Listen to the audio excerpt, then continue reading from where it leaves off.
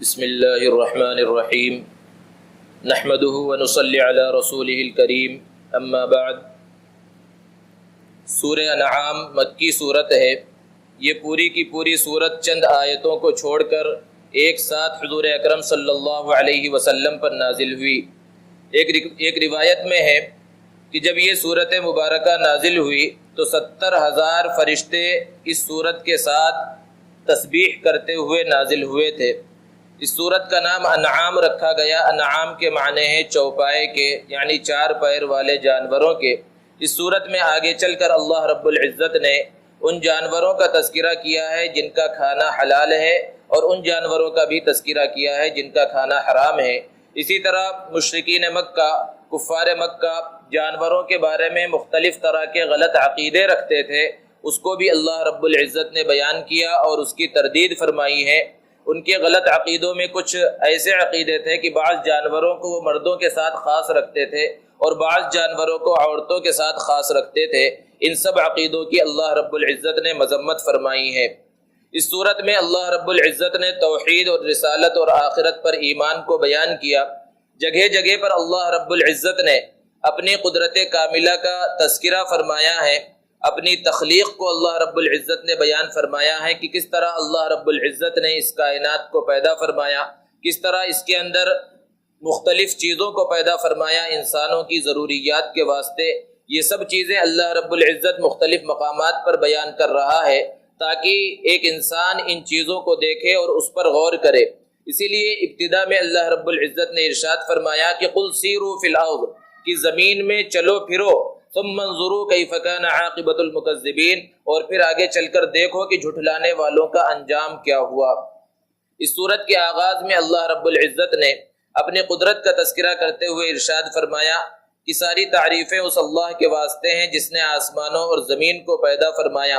اور پھر اس کے بعد آگے چل کر اللہ رب العزت نے ارشاد فرمایا کہ اللہ ہی کے پاس غیب کی کنجیاں ہیں جس کو صرف اللہ تبارک و تعالی ہی جانتا ہے۔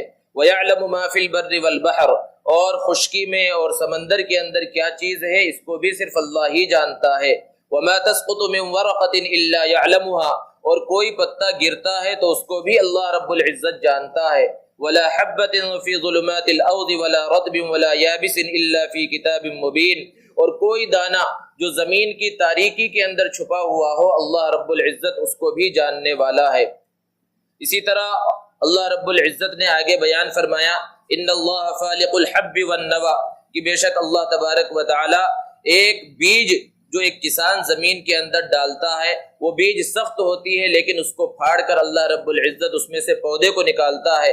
اور آگے بیان فرمایا یخرج الحی من المیت ومخرج المیت من الحی، کہ اللہ رب العزت زندے سے مردے کو نکالنے والا ہے اور مردے سے یعنی بے جان چیز سے جاندار چیز کو اللہ رب العزت نکالنے والا ہے۔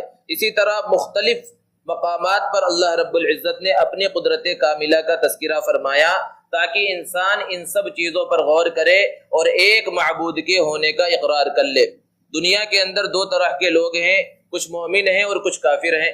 مومن بھی ان مخلوقات کو دیکھتا ہے، ان ساری چیزوں کو دیکھتا ہے، مظاہر قدرت کو دیکھتا ہے، اور کافر بھی ان سب چیزوں کو دیکھتا ہے، لیکن دونوں کے دیکھنے میں فرق ہوتا ہے۔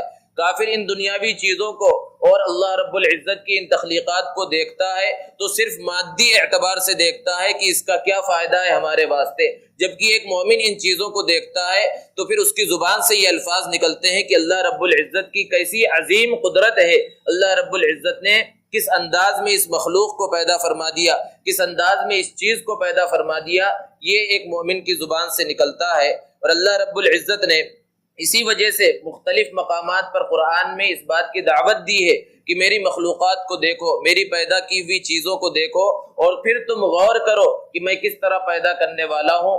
پوری کائنات کے اندر جن کو یہ مشرکین اپنا معبود سمجھتے ہیں اور میرا شریک سمجھتے ہیں، ان میں سے کسی کے اندر یہ طاقت ہے، یہ قدرت ہے کہ اس طرح کی کوئی چیز پیدا کر دے۔ اسی لیے اللہ نے بیان فرمایا بدیع السماوات والارض، اللہ رب العزت آسمان اور زمین کو بغیر نمونے کے پیدا کرنے والا ہے۔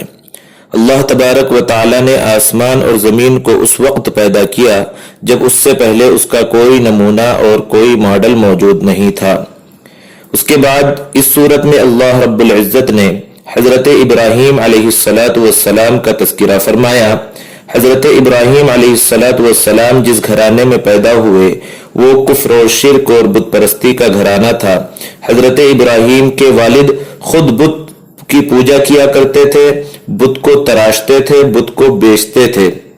قوم کے لوگ بھی بت پرستی کے اندر مبتلا تھے۔ حضرت ابراہیم علیہ السلام کے واقعے کو بیان کرتے ہوئے اللہ نے فرمایا کہ حضرت ابراہیم نے رات میں ایک ستارے کو دیکھا تو ارشاد فرمایا کہ یہ میرا رب ہو سکتا ہے، لیکن جب وہ ڈوب گیا اور چاند نظر آنے لگا تو کہنے لگے کہ یہ میرا رب ہو سکتا ہے کیونکہ یہ اس سے بڑا ہے۔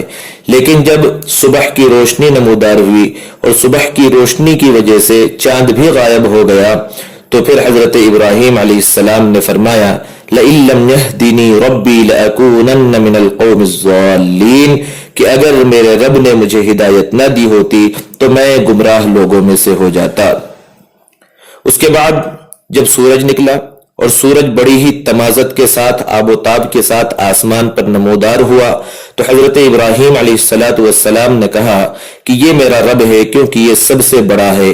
لیکن جب شام ہوتے ہوتے وہ بھی ڈوب گیا تو حضرت ابراہیم علیہ السلام نے فرمایا یا قوم انی بریء مما تشرکون کہ اے میری قوم میں ان سب چیزوں سے بری ہوں جس کو تم لوگ اللہ کے ساتھ شریک ٹھہراتے ہو۔ پھر اس کے بعد فرمایا انی وجہت وجہی للذی فطر السماوات والارض حنیفا وما انا من المشرکین کہ بے شک میں نے اپنا رخ خالص اس ذات کی طرف کر لیا ہے جو آسمانوں اور زمینوں کو پیدا کرنے والا ہے اور میں مشرکوں میں سے نہیں ہوں۔ اس کے بعد اللہ رب العزت نے اس صورت میں 18 انبیاء کرام علیہم السلام کے اسماء گرامی بیان کیے ہیں۔ ہم بارہا سنتے ہیں کہ اللہ تعالیٰ نے 1,24,000 انبیاء کرام علیہم السلام کو اس دنیا کے اندر بھیجا، لیکن ان میں سے صرف چند انبیاء کرام علیہم السلام کے نام قرآن مجید میں ملتے ہیں۔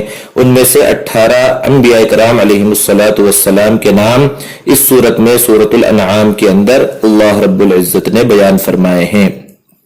اس کے بعد اللہ تبارک و تعالی نے کفار مکہ اور مشرکین مکہ کا تذکرہ فرمایا کہ وہ الگ الگ طرح کے معجزات کا مطالبہ حضور اکرم صلی اللہ علیہ وسلم سے کیا کرتے تھے۔ اس صورت کے آغاز میں اللہ نے فرمایا کہ یہ کہا کرتے تھے کہ حضور اکرم صلی اللہ علیہ وسلم کے ساتھ فرشتے کیوں نہیں نازل ہوتے جو ان کی نبی ہونے کی تصدیق کر دیں۔ اللہ رب العزت نے فرمایا کہ اگر ان کے اس مطالبے کو قبول بھی کر لیا جائے اور فرشتہ اترے تو فرشتہ کس شکل میں اترے گا؟ اگر وہ دکھائی نہ دے تو مقصد پورا نہیں ہوگا، اور اگر وہ دکھائی دے تو انسانی شکل میں ہوگا، پھر انہیں وہی شکایت ہوگی کہ یہ فرشتہ ہے یا نہیں ہے۔ 8ویں پارے کے آغاز میں اللہ رب العزت نے دوبارہ ارشاد فرمایا وَلَوْ أَنَّنَا نَزَّلْنَا إِلَيْهِمُ الْمَلَائِكَةَ کہ اگر ہم ان کے پاس فرشتوں کو اتار دیں وَكَلَّمَهُمُ الْمَوْتَى اور مردے ان سے بات کرنے لگے وَحَشَوْنَا عَلَيْهِمْ كُلَّ شَيْءٍ قُبُلًا مَا كَانُوا لِيُؤْمِنُوا إِلَّا أَن يَشَاءَ اللَّهُ تو بھی یہ لوگ ایمان لانے والے نہیں ہیں۔ پھر حضور اکرم صلی اللہ علیہ وسلم کو تسلی دی گئی کہ یہ لوگ جو معجزات کا مطالبہ کر رہے ہیں آپ کو ان کے پیچھے پڑنے کی ضرورت نہیں ہے۔ آپ کو جو معجزات دیے گئے ہیں وہ بڑے عظیم معجزات ہے، سب سے بڑا معجزہ خود قرآن مجید ہے۔ اللہ رب العزت نے ارشاد فرمایا کہ تم کفار کے جو معبود ہیں ان معبودوں کو برا بھلا مت کہو وَلَا تَسُبُّوا الَّذِينَ يَدْعُونَ مِن دُونِ اللَّهِ کیونکہ اگر تم انہیں گالی دو گے، برا بھلا کہو گے تو وہ بدلے میں تمہارے معبود کو یعنی اللہ رب العزت کو برا بھلا کہیں گے، وہ جانتے نہیں ہیں۔ اس لیے کسی بھی مذہب کے جو بڑے لوگ ہیں، جو معبود ہیں، انہیں برا بھلا نہیں کہنا چاہیے۔ اس کے بعد اللہ رب العزت نے اس صورت کے اندر 10 ایسی صفات کا تذکرہ فرمایا کہ یہ صفات تمام انبیاء کرام علیہم السلام نے اپنی امت کے لیے بیان فرمائی ہیں اور ہر امت کو ان صفات کو اپنانے کا حکم دیا گیا ہے۔ اللہ رب العزت نے ارشاد فرمایا اللہ تشرکوا بہ شیئا، سب سے پہلی صفت کہ اللہ کے ساتھ کسی کو شریک مت ٹھہراؤ کیونکہ شرک سب سے بڑا گناہ ہے۔ اللہ رب العزت نے دوسری جگہ فرمایا انہ من یشرک باللہ فقد حرم اللہ علیہ الجنہ ومأواہ النار کہ جو شخص اللہ رب العزت کے ساتھ شریک ٹھہرائے گا تو اس کے لیے جہنم واجب ہے اور اس کے لیے جنت حرام ہے۔ پھر آگے دوسری صفت اللہ نے بیان فرمائی، وَبِالْوَالِدَيْنِ إِحْسَانًا، والدین کے ساتھ حسن سلوک کرو۔ والدین کا مقام و مرتبہ بہت اعلیٰ، بہت افضل ہے۔ آپ اگر قرآن مجید کا مطالعہ کریں تو آپ کو پتہ چلے گا کہ بہت سے مواقع ہیں قرآن مجید میں جہاں اللہ نے اپنی عبادت کا، توحید کا حکم دیا، پھر اس کے فوراً بعد والدین کے ساتھ حسن سلوک کا بھی حکم دیا ہے۔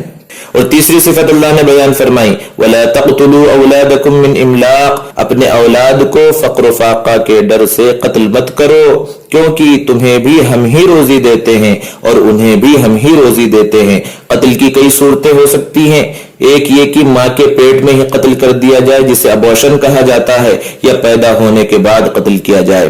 اگلی صفت اللہ نے بیان فرمائی، وَلَا تَقْرَبُوا الْفَوَاحِشَ مَا ظَهَرَ مِنْهَا وَمَا بَطَنَ، کہ جو کھلی ہوئی بے حیائی کی چیزیں ہیں اور جو چھپی ہوئی بے حیائی کی چیزیں ہیں ان کے قریب مت جاؤ۔ اور آگے فرمایا، وَلَا تَقْتُلُوا النَّفْسَ الَّتِي حَرَّمَ اللَّهُ إِلَّا بِالْحَقِّ، کہ کسی کو ناحق قتل مت کرو، کیونکہ قتل کرنا بہت بڑا گناہ ہے۔ پھر آگے ارشاد فرمایا، وَلَا تَقْرَبُوا مَالَ الْيَتِيمِ إِلَّا بِالَّتِي هِيَ أَحْسَنُ، کہ یتیم کے مال کے قریب بھی مت جاؤ کہ اس کے مال کے اندر خرد برد کرو۔ اس کے باپ کا انتقال ہو گیا، اس نے جائیداد چھوڑی ہے اور بچہ چھوٹا ہے تو اس کے مال کی صحیح انداز میں حفاظت ہونی چاہیے۔ پھر اس کے بعد فرمایا، وَأَوْفُوا الْكَيْلَ وَالْمِيزَانَ بِالْقِسْطِ، کہ ناپ تول میں انصاف کے ساتھ کام لو، مکمل ناپ تول کیا کرو، کیونکہ ایک قوم ایسی گزری ہے جو ناپ تول میں کمی کرتی تھی، اللہ رب العزت نے اسے تباہ و برباد کر دیا۔ پھر ارشاد فرمایا، وَإِذَا قُلْتُمْ فَعْدِلُوا، جب بھی تم کوئی بات کہو تو عدل والی، انصاف والی بات کہو، چاہے اس کی وجہ سے خود تمہارا نقصان ہو، تمہارے رشتہ داروں کا نقصان ہو، عزیز اور اقارب کا نقصان ہو۔ پھر اس کے بعد فرمایا، وَبِعَهْدِ اللَّهِ أَوْفُوا، اللہ کے نام پر جو عہد لیا گیا ہے اس عہد کو پورا کرو۔ پھر آخری حکم، آخری صفت بیان فرمائی، وَأَنَّ هَذَا صِرَاطِي مُسْتَقِيمًا فَاتَّبِعُوهُ، کہ یہ میرا سیدھا راستہ ہے، اس کی اتباع کرو۔ وَلَا تَتَّبِعُوا السُّبُلَ فَتَفَرَّقَ بِكُمْ عَنْ سَبِيلِهِ، اور مختلف راستوں پر، الگ الگ راستوں پر مت چلو کہ جس کی وجہ سے تم گمراہ ہو جاؤ گے۔ پھر اس کے بعد اللہ رب العزت نے فرمایا، مَن جَاءَ بِالْحَسَنَةِ فَلَهُ عَشْرُ أَمْثَالِهَا، کہ جو قیامت کے دن کوئی نیکی لے کر آئے گا تو اسے اس نیکی کا 10 گنا بدلہ دیا جائے گا۔ وَمَن جَاءَ بِالسَّيِّئَةِ، اور کوئی گناہ کوئی کر کے آیا ہوگا تو گناہ کا صرف ایک ہی گناہ اس کے نام اعمال میں لکھا جائے گا۔ یہ اللہ رب العزت کا فضل ہے، اللہ کا کرم ہے۔ پھر آخر میں اللہ نے ارشاد فرمایا کہ ایک مسلمان کی شان، ایک مومن کی شان ایسی ہونی چاہیے جیسے کہ حضرت ابراہیم علیہ السلام کہا کرتے تھے، ان صلاتی ونسکی ومحیای ومماتی للہ رب العالمین، کہ بے شک میری نماز، میری قربانی، میرا جینا، میرا مرنا، میرا سب کچھ اللہ کے واسطے ہے۔ ہر مسلمان کی یہی تڑپ، یہی لگن، یہی فکر ہونی چاہیے کہ وہ جو کچھ کر رہا ہے وہ صرف اور صرف اللہ رب العزت کو راضی کرنے کے واسطے کرے، کسی کو دکھلانے کے واسطے، کسی سے تعریف وصول کرنے کے واسطے